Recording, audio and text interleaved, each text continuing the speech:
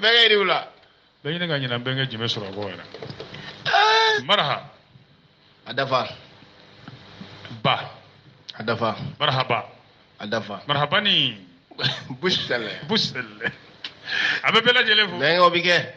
O bɔra ka bɛɛ barika da. Kosɛbɛ kɛ. Ni Ala ka jɛ n'a ka yamaru ye. Walayi. Dɔgɔkun kura daminɛna. Tubarikala. O tuma n'an ye ɲɔgɔn sɔrɔ kunnafoni kɛnɛ kan. Awɔ. O bɔra bi kɔni an b'a fɔ an lamɛnbaaw ye. Awɔ. An kɔngɔn falen don dɛ. Bi. Bi. Nkɛ. An kɔngɔn falen don koyi. Sɛbɛkɔrɔ fa. Mashallah. Kosɛbɛ. Tabarikala. An de b'a kɛ cogo di. O la an t'a bila kɔjan da la. Ala. E k'i ta kɛ. Ɲininkali kolo gɛlɛn. Ko ne n'an ta kɛ jaabi surumani nɔgɔmani. Wilibali. Usmani Kante bɛ se k'a faamu cogo min Barcelone. N'a y'a faamu dɔrɔn. A bɛ se ka ɲɛfɔli kɛ Seba Jalo ye dɔrɔn ani Sere tɛ kɔ ten. Kosɛbɛ. Bɛnkɛ. Ne ko kibaruya gonima jumɛn b'i bolo bi dɛ. Kalaman dɛ. Bagi. I ko min ka di ne fa yɛrɛ yɛrɛ ye. Elhaji Bakari Yara. Nkɛ. Bamada. Naamu. Ɲɛ man ka fɛn dɔw ye. Ni ɲɛ tora k'o ye. Dusukun bɛ kari ka da juguman kan. I kabako e ɲɛ ye fɛn dɔ i man ka min. Ayi.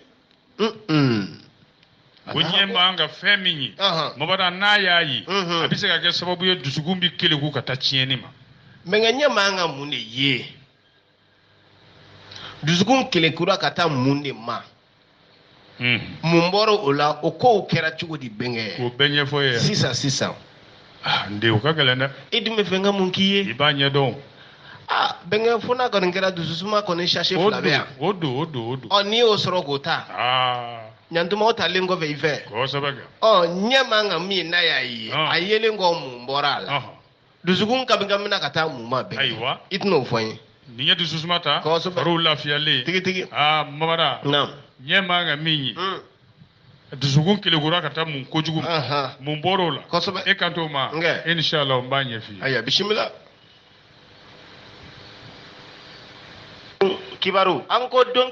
Sikaso ana lamini tengu dugu ni dɛmɛ ɲɔgɔn dugu bolomada dugu aw minnu tulo ɲagalen jɔlen don ni kunnafoni duman ye kunnafoni kɛrɛnkɛrɛnnen min n'a kɛn bɛ sababa ye kɛnɛ dugu dagabana fura min bɛ yen n'aw kun b'a kuma mɛn n'aw ma dɔ sɔrɔ aw kɔrɔ o kuma o kɛn filɛ ka dugu minɛ wa a b'aw bolo kɔrɔ an ko a ma ko dususuma furaw ka cɛbalen dususuma maa minnu ta ye furudimi ye n'a kɛn bɛ k'a tigilama sɛgɛn a tɔɔrɔ b'a bolo dusukun bɛ sofe i n'a fɔ tasuma sigi b'a la mun bɛ n'u ja bɛ tigɛ walima bɛ girinti waati bɛɛ ka taa se kɔnɔja banbali bɛ maa minnu na a ye kolonkolon aw kana dususuma nɔfɛ a sasilama o ye 200 ye mugulama de don an bolo dususuma ale ye banaw kala ye an bɛ don min na ko bi a ye wuli bi bɛɛ aw kana dususuma nɔfɛ k'a ka aw ka banaw fura ye dususuma ala k'an dusu suma. A bɛ sɔrɔ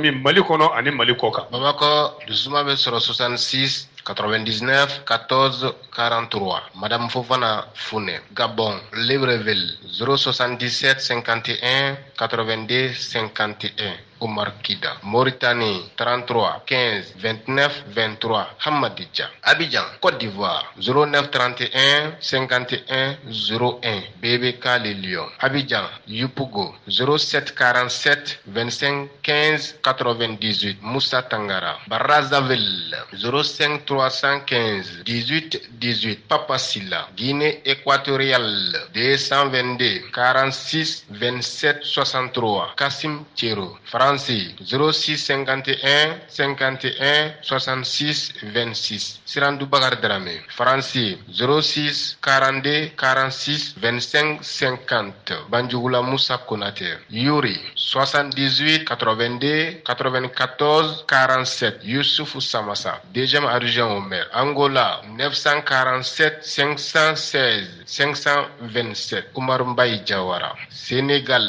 77 553 65 32. Bassirou Touré. Gambie 348 51 62. Yacouba Keita. Simbi, commune de Simbi, 75 29 21 66. Sadio Sissoko. Burkina Faso, Worodara, 64 87 75 17. Youssouf Chidibé. Espagne, 632 72 34 90. Ousmane Kanté, Barcelone. Espagne, 632 14 05 51. Baba Traoré, l'enfant de Simbi. Italie, 331 458 79 27. Ismaël Silla. Malta, plus 356 77 62 22 45. Ismaël Diallo. New York 646 468 64 17 646 204 54 56. Adama Sangare Simbo. Envoi à colis en Afrique. Transfert d'argent. Shipping. Dususuma. Alakan dususuma. Aw mamunun sigira ala ka dugaw minɛ mɛ n'ala y'an dusu suma an fɛ k'o bɛɛ lajɛlen na ko nɔgɔyara dɛ o ka d'an ye ni ala bɛ n dusu suma diɲɛ kɔnɔ yan a ka n dusu suma ni nafolo ye a bɛ kɛ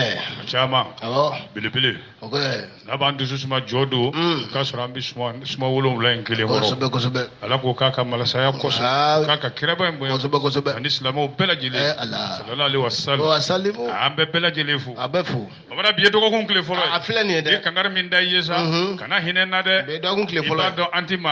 an ti maa sago fɔ an yɛrɛ tɛ maa ka sagola yan ayi o la sa min n'an y'a ye an b'a fɔ kosɛbɛ an ti fɛn fara kan dɛ abadan ni min gɛlɛyara an ma tudunkan na an bi segin a kan nanzarakan na bɛɛ n'i ka tata ta o don dɛ i yɛrɛ ye kosɛbɛ kɛ caman bi ba ka min fɔ dɛ u ka sɔrɔ lakanani mabada an jigi bɛ ala kan a b'a bolo dɛ an jigi bɛ ala kan ala kɔni molokolo dayano an jigi bɛ an lamɛnbaa n'an kanubaa n'an dɛmɛbaaw kan camanba de b'ale bolo ala y'o fɔ a t'a yɛrɛ sɔsɔ a ko cogo di bisimilahi rahmani rahim alhamdulilayi ko zalika fadlullahi yusi man yakhshahu ladun lazimi ala baara ma ba ye wa a banna yen bɛɛ ala k'an kɛ o jɔnw na amina Seydou Nour Traoré nin faamu kosɛbɛ ala ye nin faamu Oustaz bisimila mais ne i ka dɔn an b'a paraw n'a bɔrɔkɔnɔbila kɛ kelen siga t'a la mais ne ko jɔnni ɲininen don Sikaso dɛ e y'a kuma mɛn n y'a ŋunɔ don k'a mɛn dɛ nin ɲinini ko an bɛ yan bi dɛ l'ancienne otage Sophie Petronin signalée à Sikaso est activement recherchée par la gendarmerie. O kɔni y'a nanzarakan ko ale dalen ɲɔgɔn kan k'a sɔrɔ ni nɛn don a la bɛɛ ka walawala ka fɛsɛ bɛnkɛ bɛɛ b'a ka tata sɔrɔ a la o. bɛna fɔ bamanankan na o. teliyala. walasa bɛnkɛ Marufu fana k'a faamu. a k'a faamu kɔni walayi. n'a ma faamu Ture Afrique du Sud o tɛna ɲɛfɔ yɛrɛ. abadan. Mamada Ture la k'a tɛ ɲɔ jɛlen kɛ dɛgɛ ye. Procureur Ture bɛ communicati la. ale t'a la. Papa Ture bɛ. Idrissa Amiru Ture ale t'a la Papa Ture t'a la. ale bɛ cour d'appel la. olu t'a la. an ka taa. n ka bɛ Afrique du Sud Turew de ma. an ka taa. bamanan kasoladenw min bɛ Bamakɔ bi. e ma ne ka taali sumaya na. Procureur ne ni mɔgɔ cɛ a tɛ sa bɔ. voilà an na taa Côte d'Ivoire ni Burkina cɛw radio kumakɛla bɛɛ seli b'i da la sisan. bravo fantastique. an ka taa. caman bɛ tunga fɛ o tɛ na dɛ. ayi. a kɔrɔbɔ kɛ. dɔw ko k'olu ti na dɛ. ayi a kɔrɔbɔ i ka na. Ture. ala. bamanan. e hakili tɛ Sophie Petronin na wa. Sophie Petronin. lamɔna min bolo faransisanfɛnw ma ko tante Sophie. u ye min kɛ bolokɔnɔmaa ye otage datɛmɛwalekɛlaw bolo f'u y'a ni ala ka hinɛ Sobela Sise la u y'u bila ɲɔgɔn fɛ o tubabu musokɔrɔnin kɛ olu bɛɛ ma taa Faransi ka ban Mamada k'a bɛ Mali la yan ko wa sigakan b'a la ko n'i y'a sɛgɛsɛgɛ k'a bɛ sɔrɔ Tarawele la du dɔ kɔnɔ ko quartier Bayen b'a la mais ne kɔni bɛ min f'i ye fɔlɔ n'an ka taa yɔrɔ jan ne yɛlɛmana wa yɛrɛma yan n ka terrain min tun bɛ yan o banna n yɛlɛmana yen an ka taa sisan i bɛ se k'a tɔ fɔ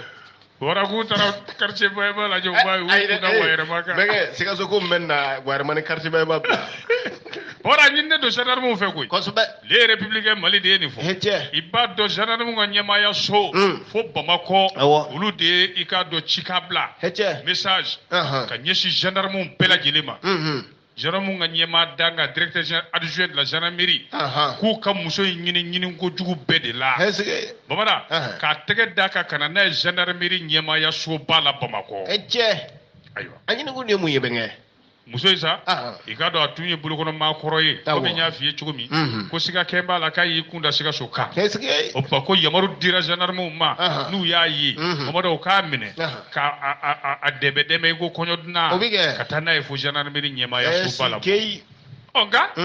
a b'a la dɛ an bɛ yɔrɔ min na i ko bi a ɲinikun ye mun de ye munna a yɛrɛ seginna ka na Mali la tuguni dɛ n'o ye Sophie Petronin ye bɛnkɛ b'a fɛ k'o de ɲɛdɔn voilà tante Sophie tanti yɔrɔ i hakili b'a la ka to Jarima ninnu bolo a kun yɛlɛmana ka tuubi ka don silamɛya kosɛbɛ fana kɔni a da ma fama nin kuma ma dɛ nin bɛɛ fɔra f'u y'a tɔgɔ da ko Safiyatu wa awɔ n t'a dɔn o de don wa mun kelen tante Safi Sophie ni Safi a bɛɛ ye Safi ye a bɛɛ ye kelen awɔ ayiwa bɔbɔra k'a to maajugu de jadima ninnu bolo o kuma a kun tubira ka don silamɛya la ko nin ɲinini sɛbɛn in dakun a kan sisan o de ɲininkali o bɛ kɛ yɔrɔ baɲumankɛ tɔn ma don humanitaire musokɔrɔba in yɛrɛ a si bɛ san 70 ani san 5 de la bi a ye min kɛ jadimaw bolo bolokɔnɔmaaya la comme otage a bi san 4 bɔɲɔngo bɔ u ka sɔrɔ k'a bila a bila don an da ma fama a kuma ma ani ala ka hinɛ an ka belebelew cɛla belebele la Suhela Sise Kulubalimusow den kɔni ala ka hinɛ a la a n'o bɛɛ de bilara ɲɔgɔn fɛ octobre kalo dɔ la ye bisimila a bɛna ye cɛw ayiwa ala k'a don an garizigɛ la ne yɛrɛ ko tante Sophie de i y'o de fɔ k'i lamɔna min bolo ne ma lamɔ Faransi kabini ala ye n da ma se Faransi n da filila de u kana na fɔ ko n'aw ma ye e t'a neve minɛ u yɛrɛ fɛ siga t'a la n yɛrɛ bɛ se k'i ka numéro d'u ma ten n ko 76 23 62 76 u kana minɛ o k'i ni minɛ n'i ka orange m'o di yan n bɛ sin ka malitɛli fɔ ten Alahu akbar denkɛ ne b'a fɛ Asimu ka sariya dɔ de ta quoi o dun ye sariya jumɛn ni den min man di i ka kun ci foyi t'a la o sariya kelen a b'a ta o kɛrɛfɛ ni bɛnkɛ min man di i b'a kun ci k'a dafara a tɛna kɛ sa ni min bolo teliyara min y'an fila la o de don bolokuru ka teli ni kɔrɔtɛ ye o an bɛ tila sisan an b'a da don ayi sariya ma bɔ fɔlɔ dɛ tiɲɛ don n'an tora k'a kɛ sa procureur Ture b'an wele ko la personne humaine est sacrée man k'i bɔ hali n'i wolo man k'i bɔ o kɔrɔ n ko Mali in bɛ dilan koyi a bɛ dilan dɛ bɛ kɛ sariya dɔw bɛ olu gɔngɔn dalen don poussière dalen don olu la de f'olu k'a labɔ o bɛna ko hali n'a dilanni bɛ bɛn dɔ ka sira bɔ dɔ kuncɛ ma dɛ an bɛ siraba bɔ a ma autoroute autoroute kɔni Mali in bɛ dilan dɛ a bɛ dilan dɛ o kɔrɔ foyi man ne tiɲɛ kɔ foyi tɛ tiɲɛ ye tiɲɛ yɛrɛ de ye tiɲɛ c'est-à-dire kana fɔ ko faama ye faama ye k'i tɛ tiɲɛ fɔ a ye mais fɔcogo de b'a la fɔcogo b'a la dɛ wa tiɲɛ bɛɛ man ka fɔ dɛ wayi dɛ tiɲɛ bɛɛ fɔli man ɲi ayi c'est-à-dire tiɲɛ bɛɛ ka kan ka fɔ mais tiɲɛ bɛɛ de fɔli man ɲi tubabu yɛrɛ ko ten toutes les vérités ne sont pas bonnes à dire ou bien o ye tiɲɛ dɛ mais tiɲɛ dɔw bɛ yen n'i ka jamana ɲɛmaa n'a y'a sɔrɔ fiɲɛ dɔ b'a la e ka t'i jɔ jama la dɔrɔn ka se k'a ta tɔgɔ ma ten o la o tɛ tiɲɛ fɔ o ye lebu de ye o fɛnɛ ye lebu de ye o ye lebu de ye i bɛ ɲangi o la bɛɛ safuru la o zubilayi mina sitana rajim bitigi créé Sikaso i ka taa Asimu dɔgɔya an ka taa bɛnkɛ a b'i da ten ta e ma ka deli a ka cɛ kɛlen ka catiri bi bɔ Bamara ko gerebu bɛna taa kuleta kɛ Asimu la c'est ça fiyetɔkɛ ye bere bila k'i digi cɛncɛn de y'a kunbɛn basali a b'a dɔn min b'a la Bamara n b'a fɔ n bɛ segin k'a fɔ journal in lamɛnlen don fo Kuluba dɛ Bamara ne tile kelen tɛ coup d'état fɛ je n'ai jamais aimé un coup d'état parce que je suis un démocrate i y'a faamu un bon démocrate il n'aime pas le coup d'état mais ko dɔ ka fisa ni ko dɔ ye i bɛ to ka nin fɔ minɛ ko dɔ ka fisa ni ko dɔ ye dɛ Roger i k'a dɔn k'a fɔ a ɲɛnini o ka fisa a jenini Bamara ko ji bɔ ne ka fisa ji fiɲɛ cilen nin ye ta ye dɛ bɛnkɛ Surasiw nana jɔn tɛ ji fiɲɛ kun bɛ ci n ka wari farala n bolo o ka fisa a buruna i kɔ ye ala ka buri kɔ ne k'a tɔgɔ a kun kelen faralen kɔ tɔ kelen bɛ yɛrɛ bolo a bɛ minɛ o e to sixième dɔn mɔgɔ ko foyi tɛ wariko la ne tɛ min dɔn i b'a dɔn n'i ye wari tila 3 ye ka tila 3 ye tila kelen o fara ka bɔ a la ye taa ni tila tɔ 2 ye a bɛ falen bɛ fo BCEAO o ye tiɲɛ i bɛ ɲininka fana a kunkuru bɛ min mun y'a fara n'a sɔrɔ i m'a saboté de dɛ parce que wari biye t'i ta ye a valeur de y'i ta ye kosɛbɛ bisimila mɛnkɛ ne ko mun bɛ makɔrɔ kɔnɔ dɛ n den ma taa yɔrɔ jan fɔlɔ i bɛ digi ka don dugu ayi non bɛnkɛ o tɛ sa an mago bɛ ko gundow de la an mago bɛ ko sɛbɛnw de la ka kunnafoni faamuya o tuma ne den de ye makɔrɔ n'i m'a kɔnɔ ko dɔn ayi sa ou bien e kɔrɔkɛ de don wa non ayi sa bɛnkɛ o tɛ sa n bɛ fɛ i ka don dugu de la n'a ye o de ka di i kelen tɛ ka da lamɛnbaa caman n bɛ don dugu na segin ɲininkali ka tuguni n ko bɛnkɛ n ko ne ko mun de bɛ makɔrɔ kɔnɔ Emmanuel Macron veut la tête de Yadagali avant la présidentielle i kabakun nin ne tubabu kan ye dɛ bɛnkɛ ne tɛ nin mɛn dɛ e de ye Yagali ya ayi Bamara ko Macron b'a fɛ ka Yagali kunkolo tigɛ k'a yanga k'a yira diɲɛ na yanni u ka président kalafili cɛ k'o fara a ka jojow kan bɛnkɛ i bɛ nin walawala ni danna n tɛna se ka nin faamu fiyewu ni ma nin walawala b'a f'i ye i tanti tigi da français a t'a faamu n'a ma faamu Macky Diallo tɛna fɔ a ye dɛ kuma tɛ Basi Jarama Babada naam monde Afrique ka dɔgɔdɔgɔnin monde Afrique ayiwa sɛbɛn fasiriba ko a ko di k'i ka dɔn makɔrɔ jɔrɔ kojugu k'a fɔ surasiw nali min kɛra an ka Sahel kungo la bɛɛ y'a ye k'a fɔ a kɛra ko la gosilen ye ale dun ka tako filanan n'o ye jamanakuntigiya tako filanan a bɛ k'o ɲini an n'o tɔ ye panko kelen ani ye wagawaga o kuma la sa a bɛɛ ka juru de ja a ka surasiw kana kɔrɔn fɛ yadagali donna wo o la a y'a bɔ mago b'a kunkolo la i kabako ye yadagali ayi ne tɛ ale ye bɛnkɛ ayiwa Mamadu n'an y'o ko in ta k'a lajɛ i ye n don dogodogonin na de dɛ n b'a ɲɛ f'i ye o ko in faratiba de b'o la ka d'a kan kelen français dɔw b'u bolo otage la dɛ tubabu dɔw b'u bolo yen o y'an baarakɛɲɔgɔn dɔ ye journaliste Olivier Dubois o b'u bolo yen dɛ ayiwa ko n'u k'u bi yadagali fa sisan o bɛna kɛ dingɛ belebele dɔ de dayɛlɛlen ye Faransi ni Mali cɛ tuguni dɛ ka d'a kan an ka surasiw olu bɛ labɛn na k'u bɛna kuma ni yadagali ye walasa ka jamana in sigi bolo kura wɛrɛ ka to yagadi salen o a balolen ɲanama minɛnen o i k'a dɔn Faransi surasiw an'u ka kunnafoni ɲininaw renseignement u bɛɛ lajɛlen de bɛ k'i ni da o kan sa dɔgɔkun nataw la Mamada sabu jamana ɲɛmaa y'a f'u ye cogo bɛɛ de la u ka yadagali bɔ baara la yadagali min n'a de y'i ka dɔ jadi tɔn belebele dɔ ɲɛmaa ye o kuma la sa n'u sera k'a sɔrɔ k'a kuntigɛ walima k'a karaba minɛ ale k'o yanga k'o yɛrɛ diɲɛna k'o bi jɔdaba di a ma a ka campagne na Babada ko n'a m'o kɛ i k'a dɔn a bi gɛlɛyaba sɔrɔ o la sa a yɛrɛ kɛrɛfɛmaa minnu faamuyalen don minnu ka faamu ka bon politiki la minnu bɛ Sahel kungo dɔn kosɛbɛ olu bɛɛ de bɛn n'a kan ko yagali fali dɔrɔn de bɛ se ka président d'a ma deuxième mandat ayiwa sabu n'i y'a jateminɛ a ye kunkolo caman tigɛ k'olu bila ye fɔlɔ dɛ ngo dɔ f'i ye Abdel Malek Drukel juin 2020 a y'o fa Yahya Abou El Aman février 2020 a y'o fa Ba Ak Moussa novembre 2020 a y'o fa Abu Adnan Al-Sahraoui août 2021 a y'o fa Lachi Séjourni pana i tiɲɛna sabali n mago b'a la n ka wari dɔ juru b'a la a y'o to yen ko bɛ da y'i ka juru sara a b'o fa ni kunkolo belebele damadɔ ye ko ni yagali kunkolo ye nana fara o kan ko siga tɛ min na fiyewu maa si tɛ se ka yɔrɔ tubabuw ka kow n'an ka ko tɛ kelen ko maa si tɛ se ka jigin n'a y'a la k'a fɔ k'a ma nɔ bɔ kɔrɔ fɛ dɛ ayiwa nka ɲininkali min bɛ yen de sa Mamada i b'a dɔn k'a fɔ o jɔrɔlen don n'o ye Faransi jamana ɲɛmaaw ye ka d'a kan jɔsen t'u bolo min b'a yira k'a fɔ u ka yagadali fa wa gɛlɛyaw bɛ y'a la dɛ n'a dun ma yagali fa walima k'a bɔ baara la a sinamatɔn minnu bɛ Faransi ye fanga ɲini na olu b'a lagosi n'a ye dɛ u bɛna mun f'a ye Makɔrɔ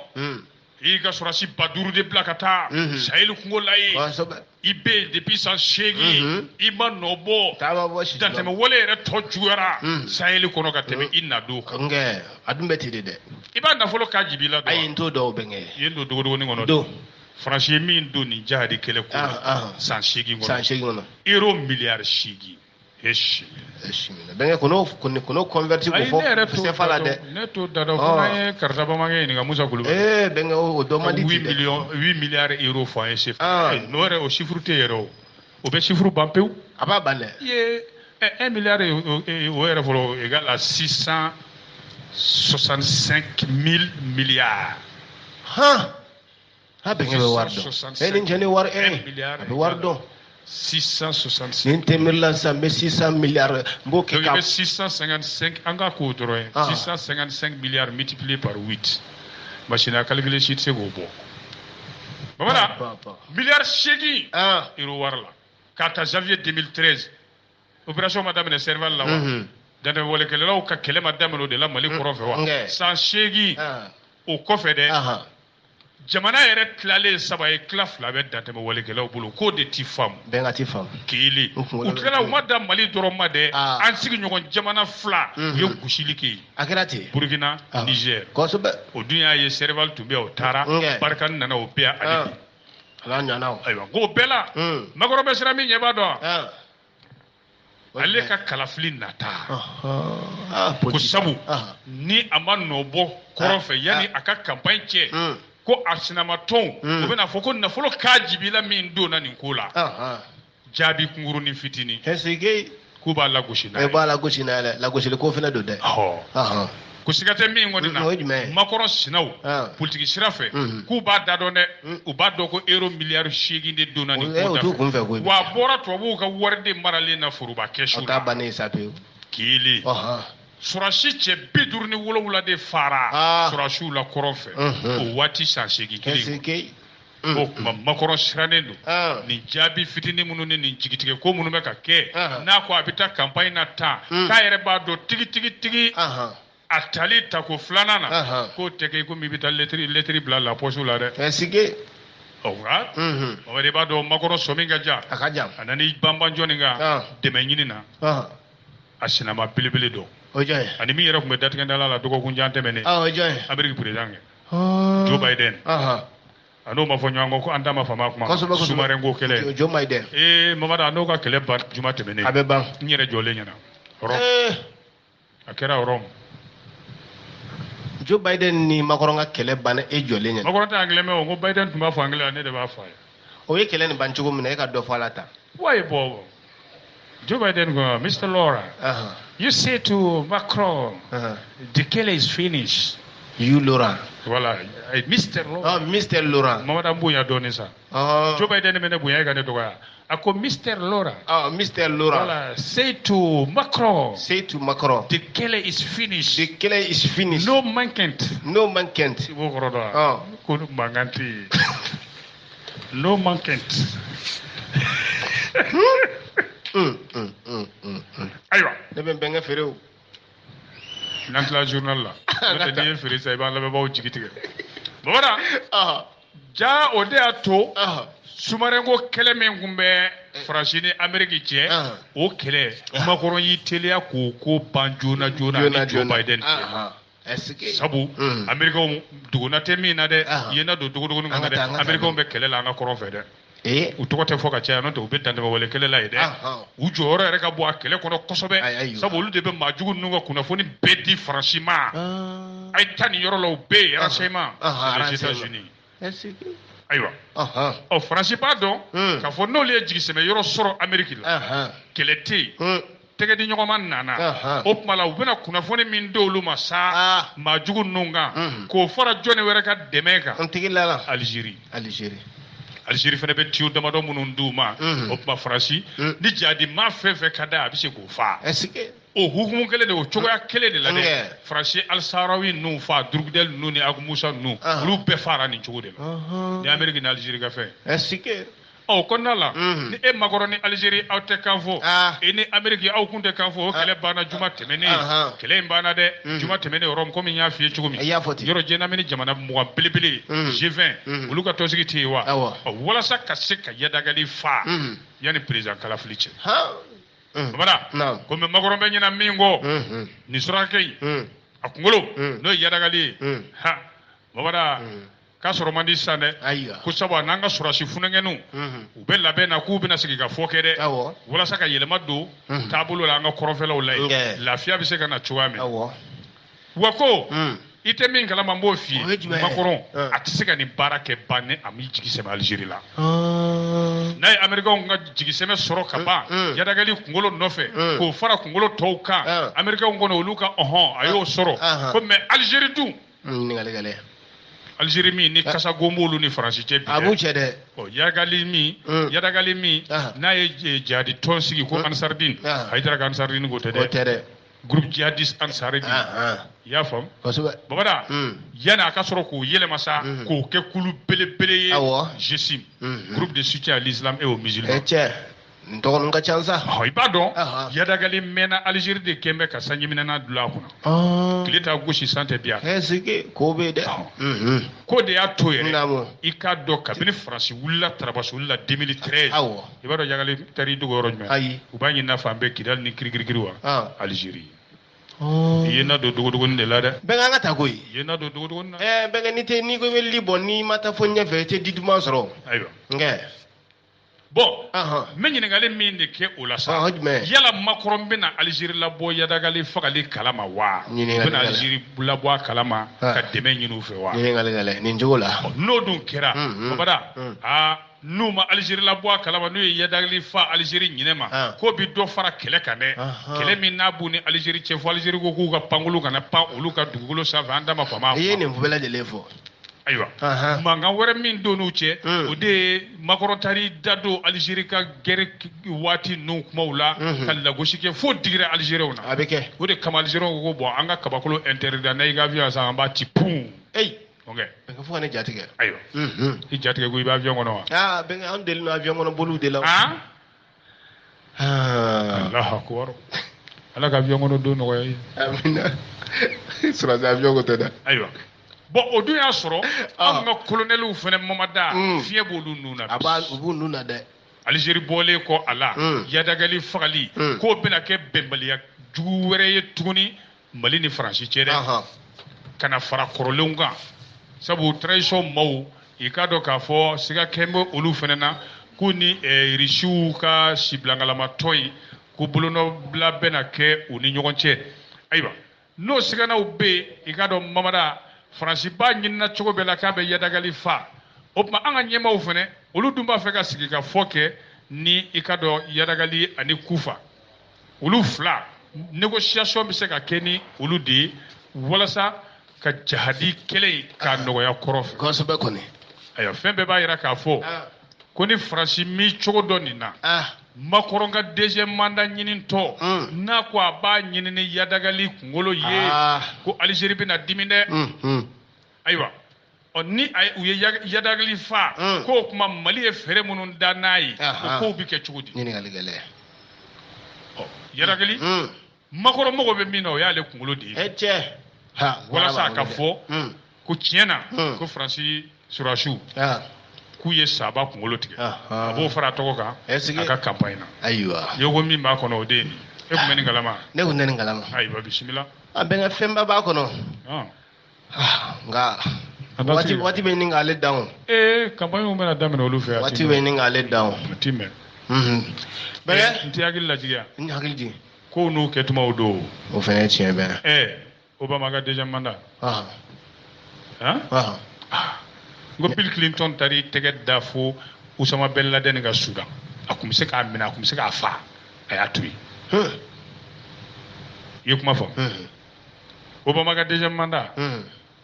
campagne ɲɛkɔrɔla ne yɛrɛ la ten a ma ji da Ben Laden kan an nana fɔ a ko kuma mɛn Américain bɛɛ content na a passera un coup ko da ɲɔgɔn ma ye ko da gosi ye siga t'a la bɛnkɛ an bɛ ko suma ɲɔgɔn ma tuma dɔw la bisimila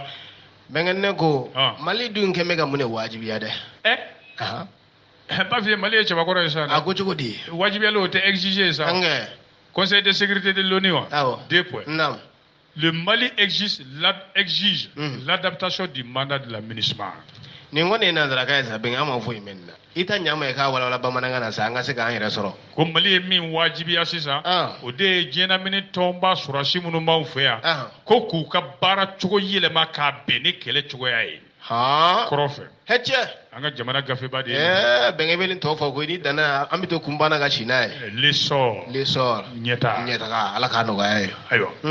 yɔrɔ diɲɛlamini tɔnba tun ye ciden dɔw bila ka na Mali la an man d'a ma fama kuma ma a kɛra octobre kalo tile 23 ni 24 kosɛbɛ n'ale u n'an ka ɲɛmaw ye ɲɔgɔn ye u taara kunnaya bɔ kɛ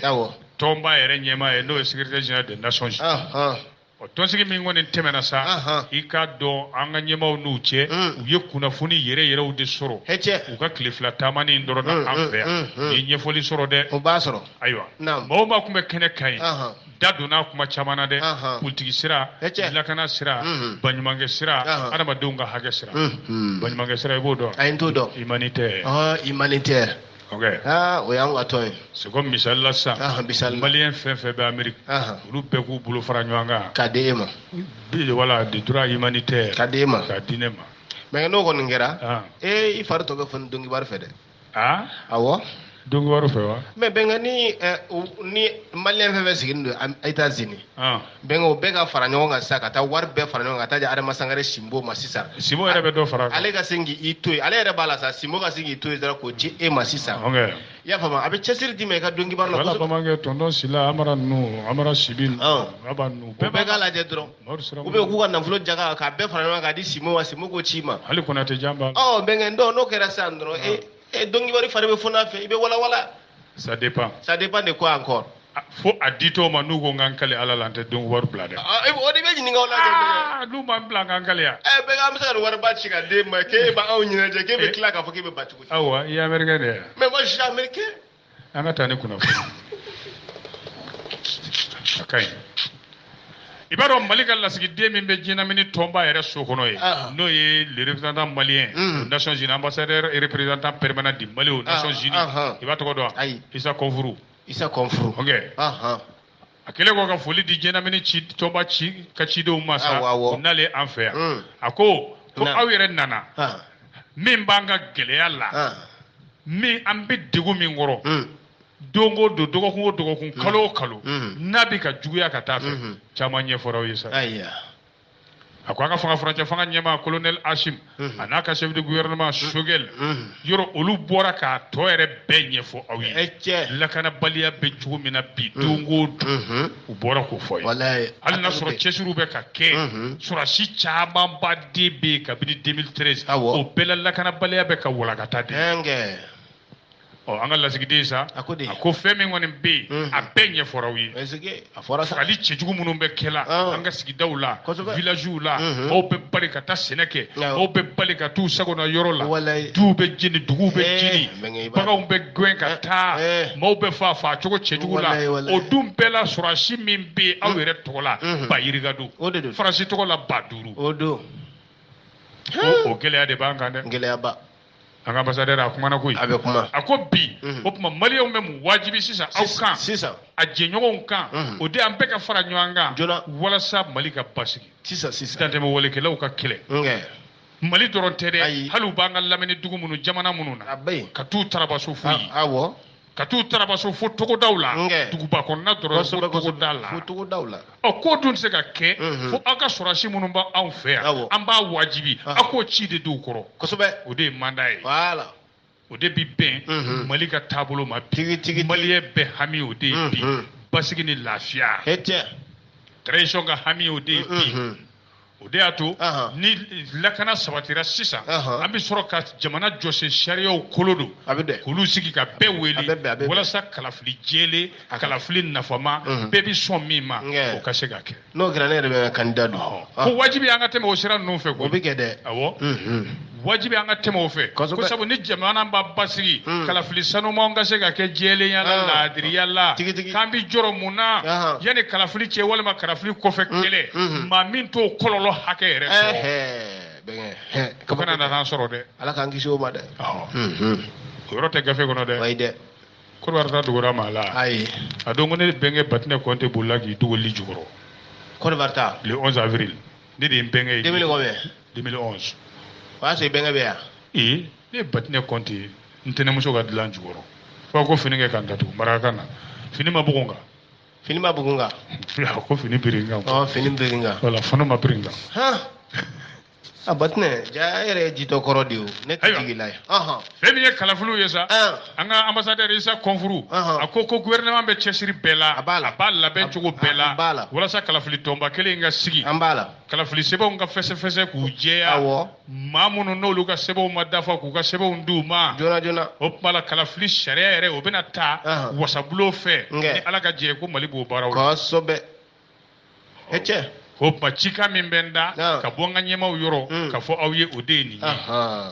n'Ala sɔnna Nations Unies n'u y'ale lamɛn ka ban u yɛrɛ bɛna tɔnsigi de kɛ sa o tuma n'u k'an ka Maliko bila bolo min kan u b'a da o bolo a bɛ k'o ye bisimila bɛn ka tɛ ten Tatafaw m'a fɔ ten ko président cikan lamɛn cikan an b'a fɔ ko ni mago fana o ka cikan lamɛn a banna nin ye cikan dilen o ma o ni cikan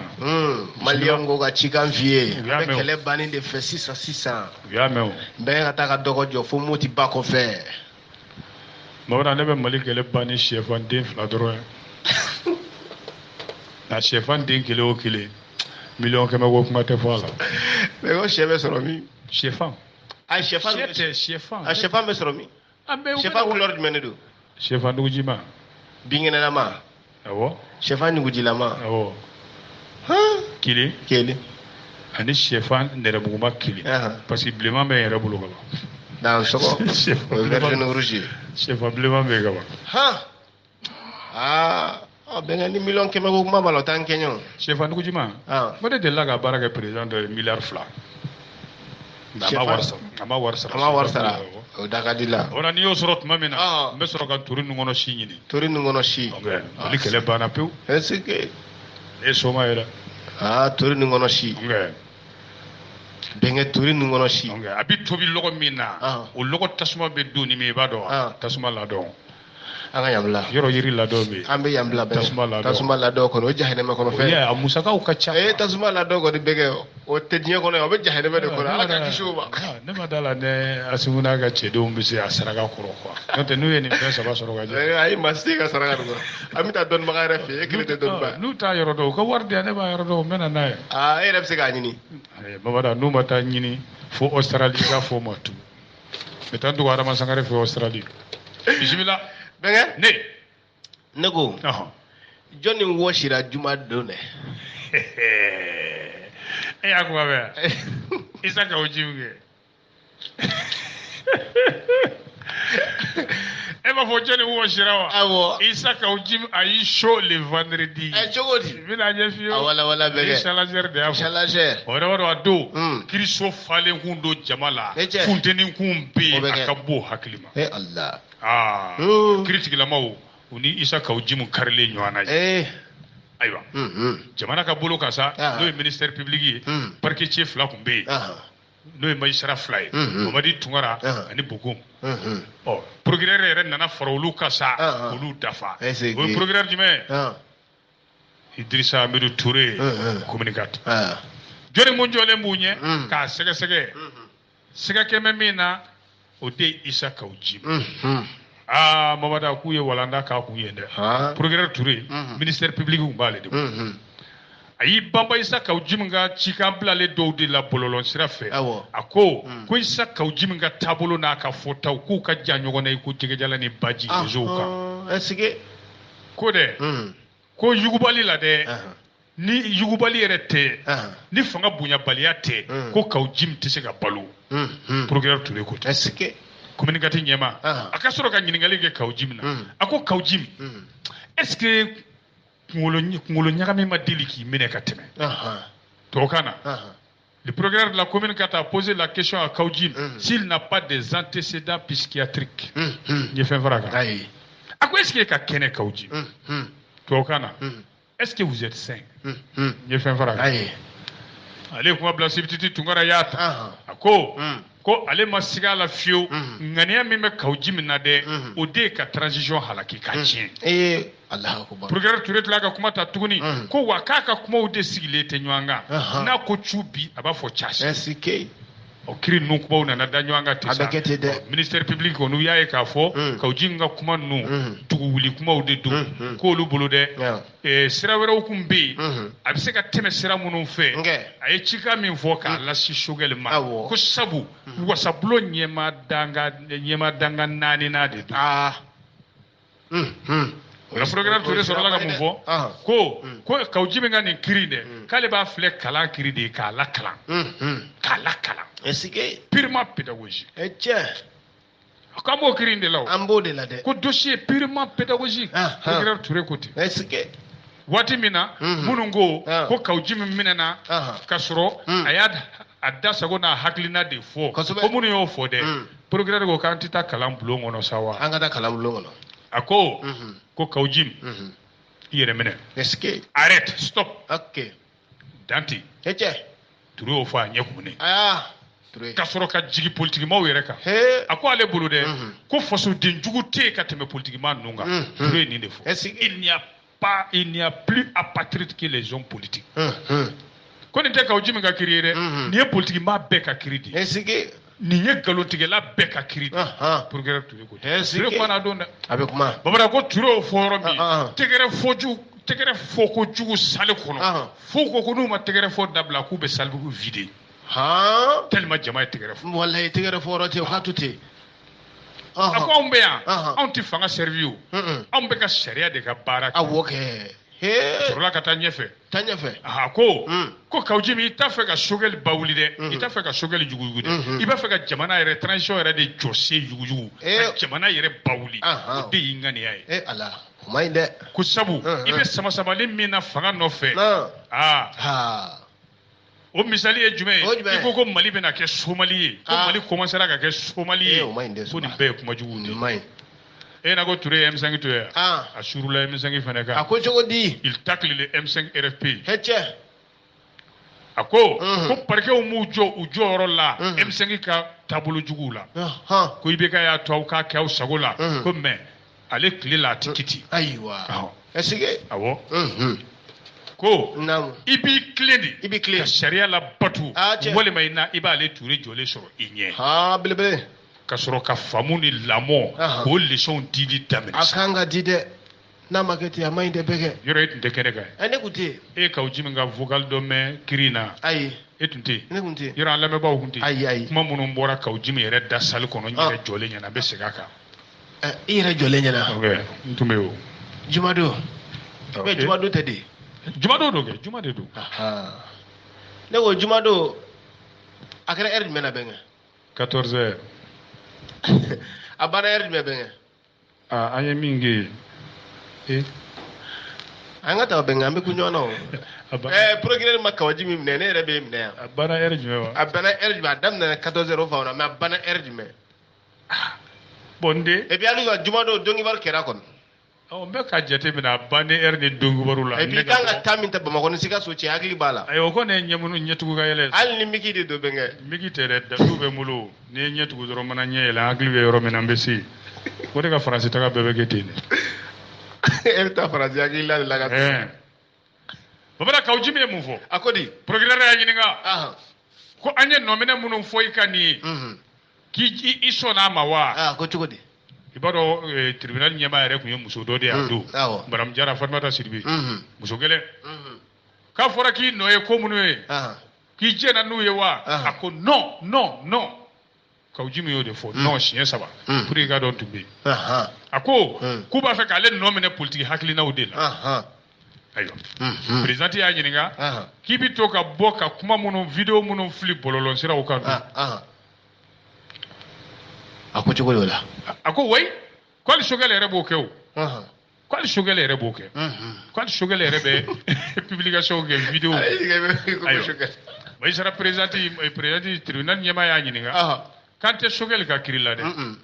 ko bon i ye vidéo min kɛ octobre kalo tile 25 tɛmɛnen ye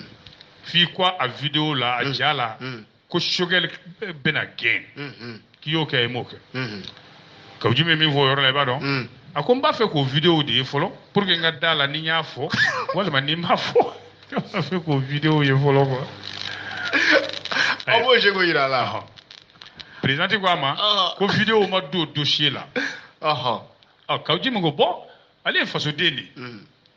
ale tɛna maa si wuli jama wuli ko ka jamana ɲagami ale ye transition maa belebele de ye ni M5 ka kɛlɛ kun tɛ ko Sogɛli yɛrɛ tun tɛ kɛ premier ministre ye k'ale ka hami o de ye Mali ka basigi ye ale ka hami o ye maliyɛnw ka hɛrɛ de ye ale ka hami o ye maliyɛnw ka hakilisigi de ye muso 4 de b'ale bolo den 23 je bisimila a jɔkɔrɔmɛ bɛ den an bɛ garafu bila pop cɛ den 23 e b'o bɛɛ tɔgɔ dɔn a b'a bɛɛ tɔgɔ dɔn e t'an bɛɛ tɔgɔ dɔn ko j'ai 4 épouses et 23 gosses k'ale tɛna ɲini ka jamana in yugujugu abada kun t'a ala o la ale bolo yɛrɛ hakilina t'ale la ka transition yuguyugu k'ale b'a ka jamana fɛ kojugu ka taa o sira suguw fɛ jamana in ka basigi ale hami ko armée y'an bɛɛ de ta ye ko ale bi kɛ maa ni maa kan ka armée jafa ale bɛ k'o maa laban de ale tɛ kɛ fɔlɔ ye ko ale bɛ kɛ maa laban de ye min bɛ jamana ci hakilina ta awɔ k'ale t'o maa ye k'ale bɛ bɛn de ɲini hali an ni diɲɛlamini tɔnbaw cɛ ko ni sabu ni transition dɛsɛra ko ye ala ale yɛrɛ Kawujimi ka dɛsɛ ye a ka nin kuma ninnu kɔni kele aka Ronald Dumba sa no ya ka avocat ibo don ay ndo do Maître Kassim Tapo Tapo tumela fo ngone nete Maître Kassim Tapo ay Kassim Tapo ale koni ale bora ni kumawiye kuma munun nolu bise ka boda donin di ikado ka ujimani kula aywa akere komi sa ube ka sharia yere leçon de keke sa jugement ke nai ko jirala Maître Tapo ye ikado magistrat nunga nyangili ninta kele ka ujimi ngama ka be waranga ka da ya damene jumena folo ko chugudi ko anga avocat chokoro bado fatura mena Maître Demba Diallo va sore ka to sa sagoloba kuma le wele ko sagoloba ame abenga 80 combien parce que ça débat sur nga dogo benge c'est 90 91 non benga asro me ko kala wale 90 91 wa asro me ko kala parce que mais akili bala si je me trompe pas à l'époque à ça époque tu j'étais à Angola quoi kana fi mo Omar Bay fi de waso ma bay do bi kunci de waso ale ga dogo 91 Omar Bay bi soro Maître Demba Diallo kuma do fo ako la politique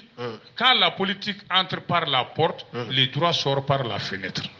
Maître Kassim o de fo kanga hakili jigi Maître Demba ka o kuma ina bomada ko ni politique du na so dafe ko sharia be bo fenêtre fe o koro mi o koro ba genga bo ge ayo naam o la sa ko makanga so mi ma ni taboga kuma yede sharia o yere baju kanga tani oyi ko tubabu ka sharia dɔ tun bɛ yen min taara san 1936 a taara yɔrɔ jan dɛ a ko progrès tɛ se ka kaw ji min nɔbɔ ka yira k'a fɔ k'a ye jamana lagosi ka d'a kan sɔrɔ ta fan fɛ fɔlɔ ka d'a kan ko ministre de finance ma nisɔngoya sɛbɛn don ko ministre de la finance nafolo ko ministre k'u ko détournement des fonds des biens publics ko ministre de finance ka plainte bɛ min ko donc aw tɛ se ka segin ka sariya sɛbɛn o ayi a ko hakilina jiginna ɲangili sariyaw u bi fɔ u sɛbɛn cogo de la kɛrɛnkɛrɛnnenya la ni kasoladon kan ka ye a ko la a ko ale Tapo bolo Choguel tɛ ordre public ye o ayi Choguel o dɔrɔn tɛ dɛ gouvernement yɛrɛ tɛ ordre public ye n t'a dɔn n b'o fɔ bamanankan na cogo jamakulu ye quoi ayiwa a bɛ se ka ko ye ni min y'a faamu cogo ordre public k'ale ɲɛ b'a la magistrat bɛ ka kangari min da nin ye ale ka client ye ko u ye k'u miiri de ka kangari ninnu bɔ u kun na ko n'o tɛ k'a fɔ ko ale ka client ye jama yuguyugu ko o ye kow ye ko minnu n'olu ma dankɛnɛmaya dɛ k'u bɛ k'a ta ni dalakanw de ye a ko ale bolo ale ka client tɛ se ka nɔ bɔ ko a minɛna kɛnɛkan jaragi la n'o ye flagrant délit a nana s'o ma a b'a fɛ k'o fana waranga a ma d'o ma dɛ a ko kofɔli gansan dɔrɔn na ten k'aw bɔra ni sariya ye an ka sariya sunba kɔnɔ ka yira k'a fɔ ko dasago fɔ ko o ye sariya sɔsɔ ye ko ayi ko donc a n'o tɛ se ka minɛ o la a ko ale tɛ tulonkɛ ni jamana in ka hɔrɔnya ye ale tɛ tulonkɛ ni adamaden ka hɔrɔnya ye ale tɛ tulonkɛ ni adamaden ka liberté ye n'o y'a ka lafiya ye o kumaw sogolola ten n'Ala sɔnna décembre kalo tile 3 ko jaabiw na di ayiwa Ala k'an si tɛmɛ o kan bɛnkɛ bɛnkɛ an don dɔ i ye kuma min fɔ bɛnkɛ hakili lajɛ i ko ɲɛ man kan ka mun ko ɲɛ man ka min ye n'a y'o ye n'a y'o ye tuma dɔ la a bɛ hakili kelen k'u ka taa tiɲɛni kan i y'a ye bɛnkɛ kan b'o yɛrɛ de ma. Elle surprend son époux avec sa servante dans leur lit conjugal et tente de se jeter du balcon. Kabako ye de époux ya. Bɛnkɛ ne tɛ tubabu kan mɛn e ka nin ɲɛfɔ ka ɲa ta. E de ka baarakɛden don wa? Ayi ne tɛ tubabu kan mɛn bɛnkɛ e ka nin ɲɛfɔ ka ɲa ta. Denmuso in de nana bara furucɛ n'a ka baarakɛden na u yɛrɛ si dilan sanfɛ. A ma bɛn a ma ɲɛ y'o yeli min kɛ a ko a n'i fili ka bɔ sangaso 3nan sanfɛ k'i yɛrɛ faga. I kabako e de ye cɛ in ye wa? Ayi. E de ye baarakɛden in ta wa? A nana bara a ka baarakɛden n'a cɛ de la a yɛrɛ ka lit sanfɛ. Subhanallah la hawla wala quwwata. A tɔ fɔ bɛnkɛ. Bamanan ko cɛ dɔw bɛ yen n'u b'u furumuso bonya n'u tɛ ɲinɛ u tɛ ɲɛ u ka ko kolonkɛ kɔ u bɛ taa kɛ fo yɔrɔ jan min ka jan so la u bɛ t'o kɛ o ma kɛ an balimakɛ in ta ye dɛ a tɔgɔ bɛ a ka baarada bɛɛ yan abada ale kɔni taara ta kɛ a yɛrɛ ka so a n'a muso sidila cɛmancɛ yɛrɛ yɔrɔ u tatɔ église la dimanche muso ko yala a tɛ taa messe la bi wa k'a ko k'ale fari man d'a la k'a k'a ka foli di i ka dɔn u ka ɲɛmaa ma k'ale ale tɛ église sɔrɔ bi a fari man d'a la muso ko k'ale bɛ taa ayiwa ja a n'a ŋaniya bɛ ɲɔgɔn na